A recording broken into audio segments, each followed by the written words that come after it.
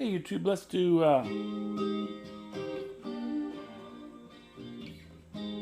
All of the Time by Truth.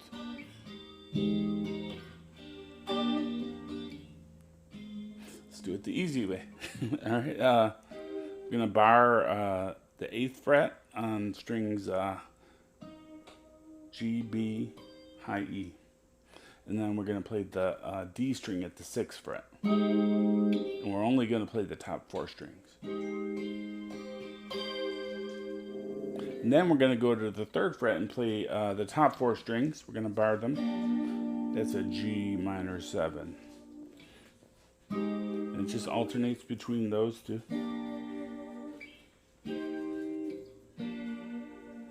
Then we move that G minor shape down to the 1st fret. And that's how it ends, with the F minor 7.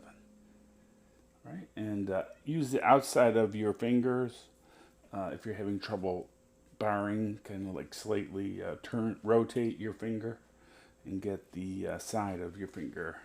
That'll help you bar those strings. Okay, thanks for watching. Bye.